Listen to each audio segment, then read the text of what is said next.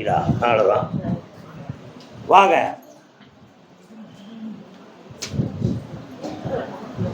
உன் பேர் என்னவரு? அப்படியே கர்மசாமிக்கு பக்கத்தில் வா. இந்த எல்லாம் வெட்டி ஆக்கி தரேன். வீட்டை பேணிக்கா. இந்த காசு பணம் கிடைச்சாச்சு. வாடாங்க வாடாங்க வாடிங்க. அப்படி அதெல்லாம் ஒன்றும் இல்லை. இது நீங்களே தேய்ச்சிக்கலாம். நான் தொட்டுட்டோம்ல. வா பக்கத்தில். எட்டியெல்லாம் தர முடியாது. அப்படியா நல்லா சந்தோஷமா இருங்க. கருப்பசாமி. ஆமா அப்படியா? திருவண்ணாமலை.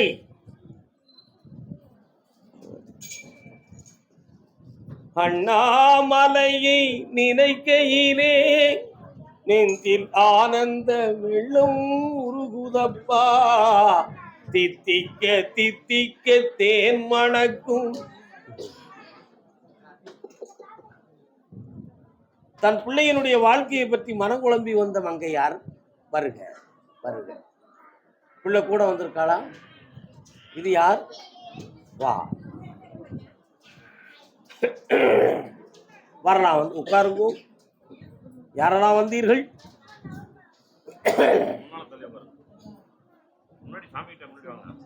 உட்காருங்க. அப்படியே உட்காரட்டும். அதுக்காண்டி இடிச்சுக்கிட்டு இருக்க முடியாது. கட்டுமனைக்குள்ள போய் பார்த்த வீட்டுக்குள்ள சிவலிங்கமும் பார்வதி தேவியாரும் வீட்டுக்குள்ளேயே குடியிருக்கிறாங்க. அதே போல இந்த இடத்துல 3 ஆண்டுகளுக்கு முன்னாலேயே வாழ்க்கை அமையக்கூடிய நிலைமை வந்து பிரிவும் பிரச்சனையுமாக குழப்பம் நடந்திருக்கு. உண்மையா? இன்னைக்கு புனிதமான வாழ்க்கை புதுமையாக கிடைக்குமா என்ற ஒரு குழப்பமும் மன உபாதையும் இருந்து பல சண்டைகளை சந்தித்துக் கொண்டிருக்கீங்க. நீங்க கால் வந்துட்டுவாங்க.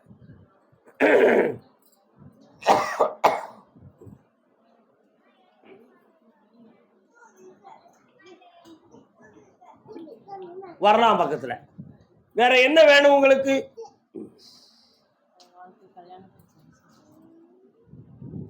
சரியான முறைப்படி அமைச்சு தந்தா போதுமா? வா பக்கத்துல. நீ மட்டும் ஒரு வாரம் கேட்டுக்கா. என்ன வேணும்?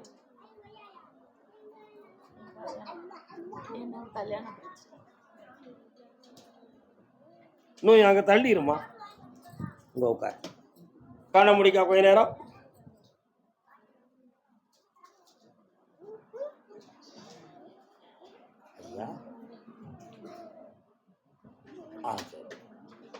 இப்ப நீங்க செலக்ட் பண்ணி வச்சிருக்கக்கூடிய எந்த ஜாதகமும் எந்த பேச்சுவார்த்தையும் எந்த சூழ்நிலையிலும் உங்களுக்கு உதவியாக இருக்காது. அதை கைவிடுவதே மிகவும் நன்று. புரியுதா? ஆகையினால தை மாதம் வரை பொறுமையாக இருந்து நல்ல ஒரு அற்புதமான வரனை கொண்டு வந்து சேர்க்கிற வாழ்க்கையை அமைச்சு தாரேன். யாராலும் கெடுக்க முடியாத நல்வாழ்வை தாரேன். வெற்றி பக்கத்து இருந்து என்னை பார்த்து போங்க. அதே திருவண்ணாமலை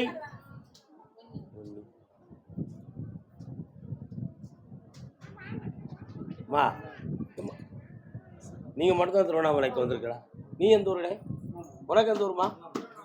திருவண்ணாமலை மாவட்டம். நீங்க அப்ப நான் கேட்கறேன். அதான் பாத்தீங்களா எத்தனை பேர் நிக்கிறாங்க. டக்குன்னு வந்தீங்கன்னா எப்படி? நான் சொல்லுறேன், ஒரு அடையாளம் சொல்லுறேன் பாருங்க. ஓ பாலமுனி முனீஸ்வரர் எங்க இருக்காரு? முனீஸ்வரர் எங்க இருக்காருமா?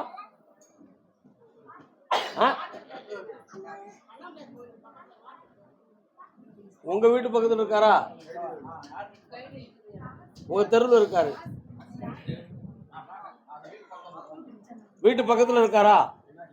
பின்னாடி இருக்கு. காலில் இருக்குவா.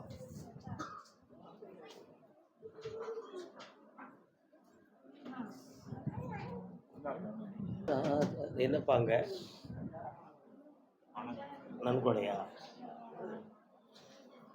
என்ன வர வேணும்ப்பா உனக்கு?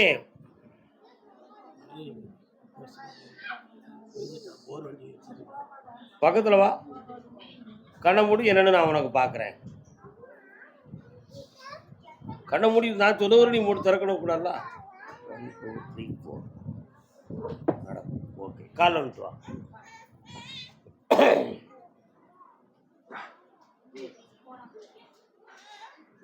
உலகம் இதிலே அடங்குது, உண்மையும் பொய்யும் விளங்குது.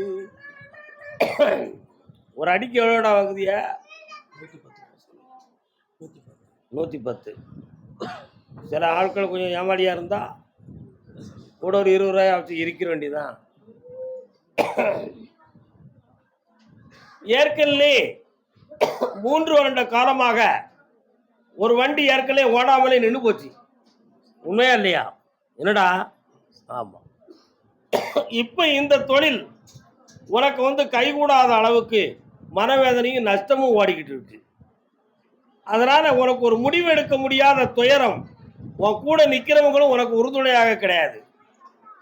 இதுக்கு கட்ட வேண்டிய பணங்களையும் உன்னால முழுமையா கட்ட முடியல. இந்த மாதிரி சூழ்நிலையில இப்ப லாக் ஆகி இருக்க. இதற்கிடையில உனக்கு நுரையீரல் பாதிக்கப்பட்டிருக்கு. தெரியுமா உனக்கு? கால் வந்துட்டு வா.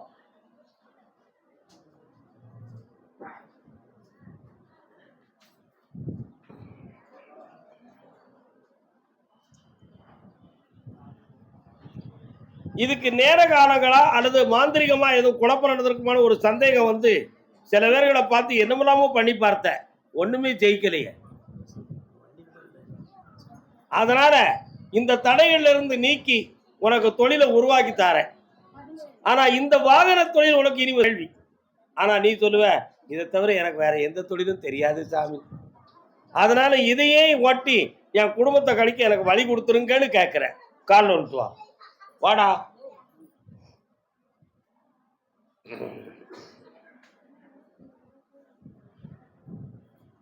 40 லட்சம் ரூபாய்க்கு பெருமானமான ஒரு அமைப்பை உனக்கு உருவாக்கி தரேன்.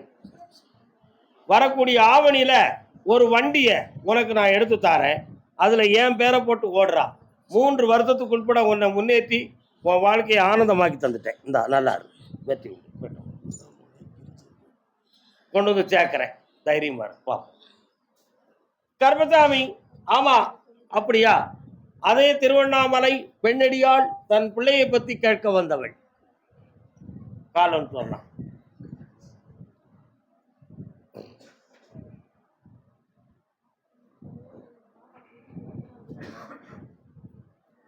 முத்துக்களோ கண்கள் தித்திப்பதோ கண்ணம் சந்தித்த வேளை.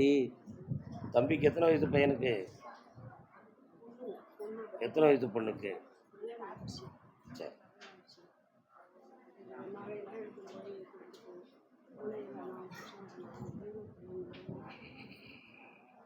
மனசை அடக்குங்க, கொஞ்ச நேரம் அமைதியாக இருங்க. நான் கொண்டு போய் பார்க்குறேன். குழம்பாமல் இருங்க. உடலில் வலிக்கும். உட்காந்துருக்கும் பொழுது உங்கள் சிந்தனை அங்கே போயிடும். என்னையை மறந்துடுவீங்க. என்னையை நினைங்க, அந்த வலி போயிடும்.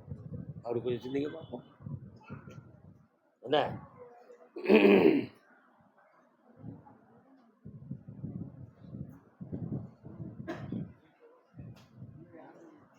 சரி, ஒரு முறை எதிர்த்து காலில் வந்துட்டு வரலாம். நல்ல நிலவு தூங்கும் நேரம் அவனுக்கு அவள் நினைவு தூங்கவில்லை.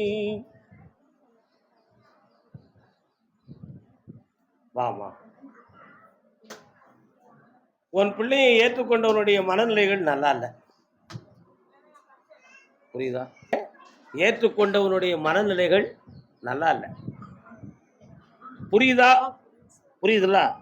இப்போ உன்னுடைய மகள் பொன்பொருள் அத்தனையும் இழந்து மனவேதனை அடைந்து கடன்பட்டு கண்கலங்கி நொந்திருப்பாள். ஆனா அந்த குடும்பத்துக்கு உன் பிள்ளையுடைய நகை ஏன் பயன்பட வேண்டும் என்பதுதான் உன் பிள்ளையுடைய கேள்வி. புரியுதா? இந்த நிலைகளில் மாற்றப்பட்டிருக்கு. இது சீராகுமா? சரியாக்கி தாரேன். சேர்த்து வச்சா போதுமா? குழப்பமில்லாமல் நல்லா ஆக்கி தந்தா போகும்ல? எல்லாம் ஒற்றுமையாக்கி ஆனந்தமா ஆக்கித்தாரேன். பக்கத்தில் வா செல்ல மகளே, என்னைக்கு நல்லா இருக்கு. கர்மசாமி, ஆமா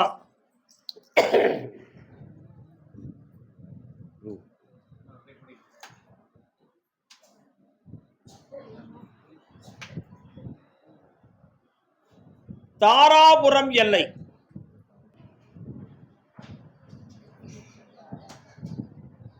உனக்கு மயம் வருமா? அம்மாவும் நீ சென்று வேண்டும் தேல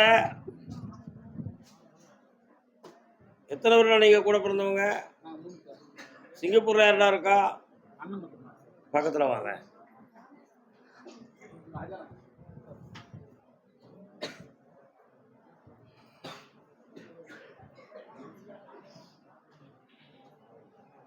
உன் மகனுக்கு நினைச்ச பொண்ணு கல்யாணம் நடக்காதுன்னு மேல இருந்து கட்டளை ஆயிடுது. அந்த பொண்ணை நினைச்சு வீணா மனம் குழம்ப வேண்டாம், அவளுக்காக தவம் இருக்கவும் வேண்டாம். அவன் உள்மனத்துக்குள்ள நமக்கு இருக்கக்கூடிய ஒரு சிறு குறையை வெளியே தெரியாம நம்மளை விரும்புறவரோட கல்யாணம் முடிச்சு வாழலாமே, மற்றவங்க எல்லாம் தப்பா நினைச்சிருவாங்க, நம்ம மனசு தாகத்துல இருக்கு. அது ஒரு குறையே கிடையாது, அது ஒரு இயற்கை தான். அதனால வரக்கூடிய தை மாதம் அவனுக்கு கல்யாணம் நடக்கும். தொழிலும் நல்லவே சிறப்பு அனுப்பித்தாரேன். ஆமா, பக்கத்துல வரலாம். வேற பொண்ணு முடிச்சு தரேன், நல்லா இருக்கு. இந்தாப்பா, சந்தோஷமா இருடா. கர்மசாமி, பேரையூர்.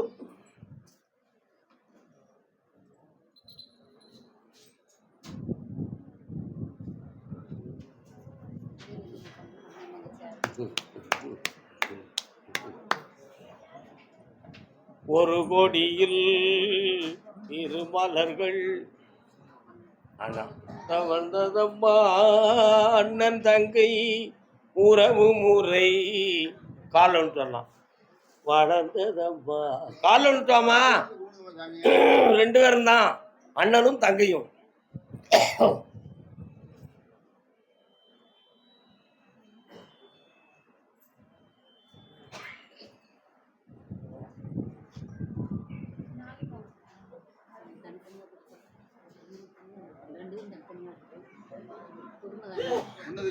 தனித்தனே வந்திருக்கலாம். இடத்து பிரச்சனையை கேட்க வந்தது யாரு? அப்ப நீ போ, சரிதானே? அதானே கரெக்டு. கால் வந்துட்டு வா, நீ போதக்கா போ. பே பே பே.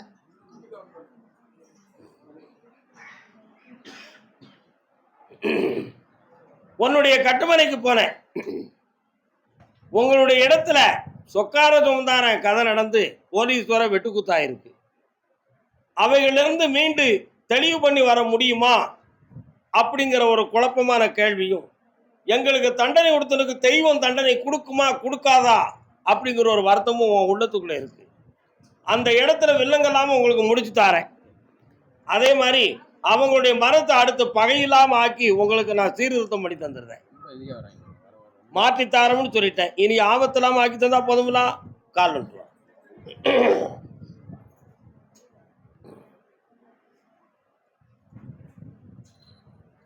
இதற்கிடையில வீட்டுக்குள்ள வரக்கூடிய தெய்வமும் வராம தடைபட்டு நிக்கி, இதுக்கு மாந்திரிகத்தால பல பிரச்சனைகள் நடந்திருக்குன்னு சொல்லி உங்க உள்ளத்துல ஓடுறது உண்மைதான். அதையும் விலைக்கு வெற்றியாக்கி தெய்வத்தை துணையா கொடுக்குறேன். இடத்து பிரச்சனை முடிச்சு உங்களுக்குள்ள சமாதானம் கிடைச்சிரும். இனி ஆபத்தில்லை, வெற்றியாக்கி தாரேன். இப்படி நல்லா. அதே பேரையூர் எல்லை தான் பார்க்கிற உத்தியோகத்துக்கு ஆபத்து வருமா அப்படின்னு குழம்பி வந்தவா மனிதனாரி.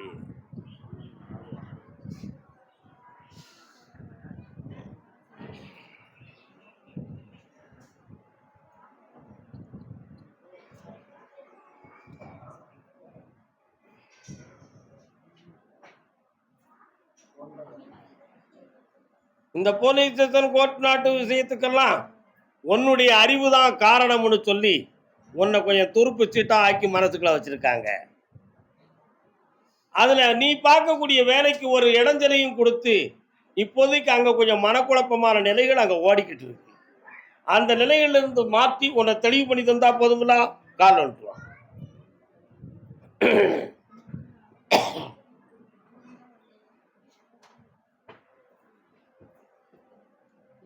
வேற என்ன வேணும் பெண்ணே? ஒரு பிள்ளை கவர்மெண்ட்ல பெரிய உத்தியோகத்தை பெற்று வாழுவான், இன்னொரு பிள்ளை பெரிய பிசினஸா இருக்கும். நல்லா இந்தா செல்வாக்காரம்மா. சரி, ஓமடியில தான் விழுந்திருக்கு. போயிட்டு கர்மசாமி, பாவூர் சத்திரம்.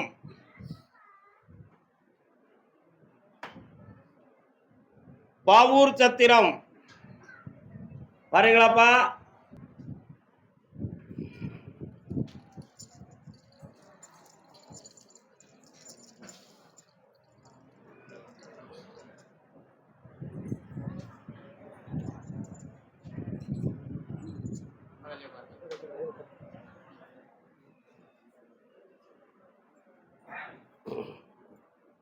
தம்பி எந்த ஊருடா? எனக்கு புளியறதான் தெரியுங்களா? அப்படிங்கிற எல்லா ஏரியாவும் எனக்கு தெரியாமல் இருக்குமா? என்னடா பிள்ளை நீ சாம்பட்டறை அப்படி கூப்பிட்டா வந்துடுவியா? வேலாயுதபுரமா? சாம்பட்டறை அது பாவூர் சத்திரம் கிடையாதுல்ல. சுமார் 19 கிலோமீட்டர் பக்கத்தில் இருக்கு.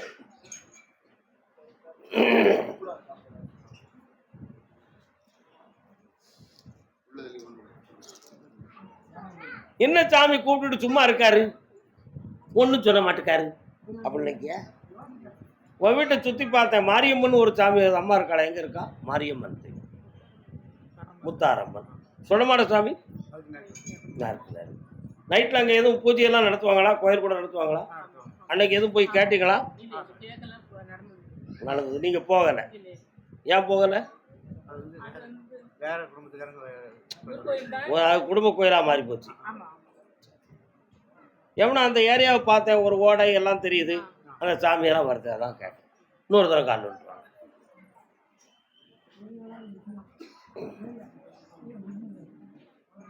ஆற்றங்கரை ஓரத்திலே அங்கு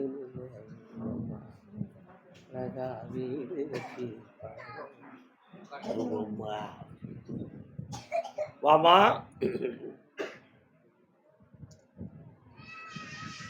எங்க முன்னோர்கள்ல யாருக்குமே பக்கத்துல வரணும். நான் விபூதி கொடுக்கும்போது 8 மைலுக்கு அந்த பக்கம் இருக்கக்கூடாது.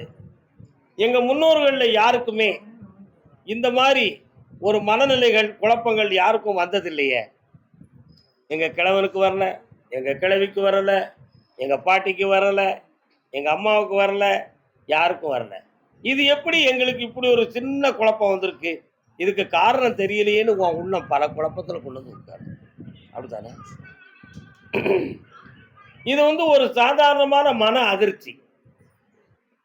இந்த நிலையில இருந்து மீட்ட முடியுமான்னு கேட்டேன். மீட்டிடலாம், கவலையே பட வேண்டாம். இப்போ இவளுக்கு நடக்கிறதுக்கும் நடக்கும் பொழுது உள்ள மூச்சு சம்பந்தமான திணறலுக்கும் என்ன காரணம்னு கேட்டேன். இதயத்துக்கும் நரம்புக்கும் பாதிப்பு இருக்கா? இல்லை. மூச்சு குடலுக்கும் நுரையீரலுக்கும் இடையில ஏதாவது பாதிப்புகள் இருக்கா? இல்லை. ரத்தத்துல எதுவும் கொழுப்பு சத்து இருக்கா? இல்லை. எல்லாத்தையும் பார்த்தாச்சு. அப்படி இருந்து இந்த ப்ராப்ளம் இருக்கே எப்படி? உன்னை ஏத்துனா உனக்கு வருத்தம் வருமா? நான் ஏத்துனா வராது. உலகத்துல மனித இயற்கை. ஒரு மருந்தம் உன்னை ஏய்த்தான், வருத்தம் வருதுல. ஆனா அது காயமா? இல்லை. காயம் இல்லாமலே வருத்தம் வந்துச்சு. அது என்னது? உன் மனம் அதை கேட்டு வருத்தம் அடைந்த உணர்ச்சி. புரியுதா? அந்த உடனே ஒரு கோபம் வரும். அது எங்கிருந்து வச்சு? அதுக்கு உருவம் இருக்கா? கோபத்துக்கு உருவம் இருக்காடா? கிடையாது. அப்ப அது மனம் கொண்ட ஒரு பிரச்சனை. பார்த்தியா? மனதால் தானே அந்த கோபம் வந்துச்சு. அதே போல மனதுக்குள் உள் இயல்புகள் ஒரு அதிர்வை பெற்று ரெக்கார்டிங் இருந்தா இப்படிப்பட்ட ஒரு சூழ்நிலை வரும். என்ன மூச்சு முட்டுறது மாதிரி, அப்படி நடக்கும்பொழுது தள்ளாடுற மாதிரி, திவங்கிறது மாதிரி, ஏற முடியலைங்கிற ஒரு பய உணர்வு வர்றது மாதிரி உள்ள ஃபீலிங்ஸ் எல்லாம் வரும். இது அத்தனையும் மாற்றி வரக்கூடிய பௌர்ணமிக்கு உங்களுக்கு நான் தெளிவுபடி தந்தேன். கால் வந்துட்டு வா.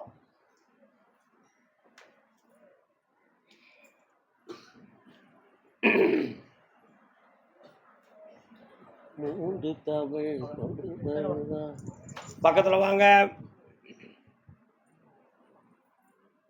வரும்போது நிலமாலை, உதிரி பூக்கள், முக்கணிகள், என்னெல்லாம் வரும்போது நிலமாலை, உதிரி பூக்கள், முக்கணிகள், கருப்பசாமிக்குரிய சரக்கு எல்லாம் கொண்டு வா. சந்தோஷமா இரு. பிள்ளைய காப்பாத்தியாச்சு. ஓடியா. பக்கத்துல வாடி.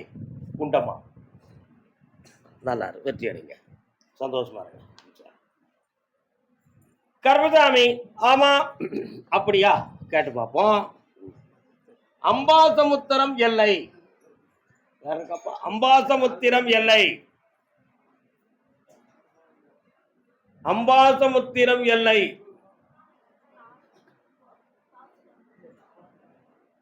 எந்த ஊருமா? புரியல. அது இல்லை, அது இல்லை. நீங்க எந்த ஊருனே? மடவார்குளம் பகுதி, பாப்பாங்குளம். சரியா? ஓ, அம்பாசமுத்திரம் கரெக்ட் தான்.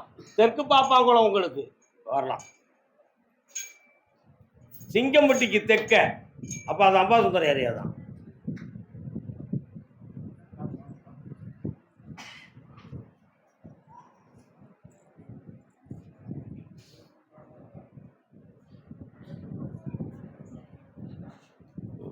பக்கத்தில் வரலாம். என்ன வேணும்? ரொம்ப கஷ்டம் வியாபாரம். என்ன வியாபாரம்? மும்பையில் கடை வச்சிருக்கேன். அப்படியா? உன் உடல்நிலையை பற்றி என்னைக்காவது நீ ஆராய்ச்சி பண்ணது உண்டா? பண்ணலை. ஏன்? எதையாவது டெஸ்ட் எடுத்துக்கிட்டு மனம் குழம்பிக்கிட்டு இருக்க வேண்டாம்னு நினச்சிக்கிட்டேன். அவ்வளோதானே? கால் வந்துட்டு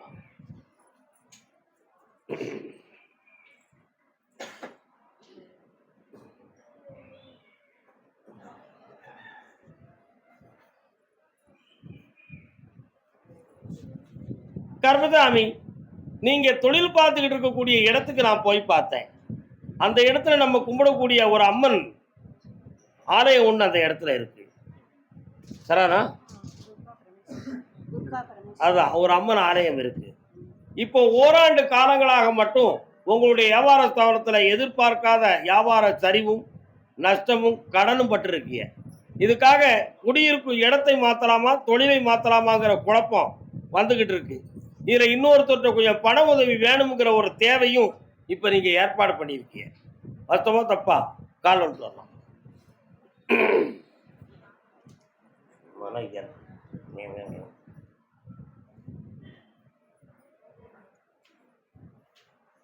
இந்த வியாபாரத்தை உங்களுக்கு விருத்தியாக்கி கடன் படாமல் காப்பாற்றி தந்தா போதுமா? வேற என்னப்பா வேணும்? அங்கேருந்து இங்கே வந்துடணும்யா. இன்னும் 1.5 வருஷம் அங்கே தாண்டா இருக்கணும். இந்தா அதுதான் 1.5 வருஷம் அங்கே இருக்கணும். அதுக்கிட்ட அவனே புறப்படுவான். வெற்றி ஆக்கி தரேன். இங்கே வந்து ஒரு புதிய வீட்டையும் அமைச்சு தரேன். நல்லா இருங்க செல்ல மக்களே, ஆனந்தமாக இருங்க. சரி கர்மசாமி, தருமபுரி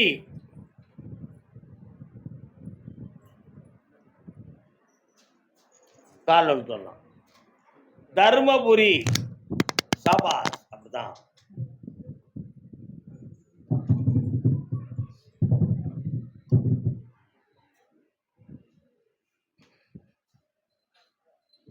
தருமபுரியாடா தம்பி? இன்னொரு தடவை கால் வந்துட்டாப்பா.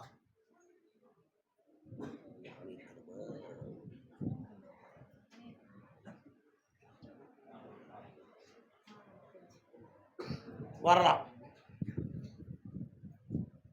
வரலாம். உன் பிள்ளை நீட் தேர்வு எழுதியிருக்கு. அந்த சீட்டை போய் நான் பார்த்தேன்.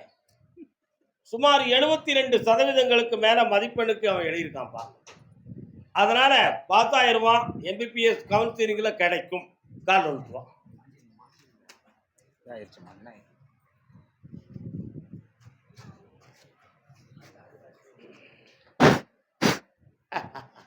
உண்மையை சொன்னா வருத்தப்படக்கூடாது. என்ன செய்ய முடியும்? நீ பார்க்கக்கூடிய இந்த கவர்மெண்ட் ஸ்டாஃப்ல உனக்கு மேலதிகாரி ஒரு ஆள், இப்போ 2 பேர்ல ஒரு ஆள் ரிட்டையர்டு ஸ்டேஜில் ஒருத்தர் இருப்பார். இருக்காரா? அவர் போன பிறகு நீ இப்போ 27 மனுக்கள் கொடுத்துருக்கிய, அது வந்து உனக்கு பாஸ் ஆகும். அதுக்கு பிறகுதான் அந்த போஸ்டிங் உனக்கு கிடைக்கும். அது வந்து பொறுமையாயிரு. நான் கூட இருந்து காப்பாற்றி தரேன், வெற்றியாக்கி தரேன். இந்தா நல்லா இருப்பாரு, சந்தோஷமா இருக்கும். கருப்பசாமி, அதே தருமபுரி எல்லை தொழிலால் கடன்பட்டு மனவேதனை அடைந்து மகன். தொழில்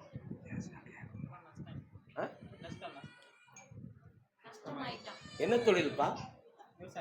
காலு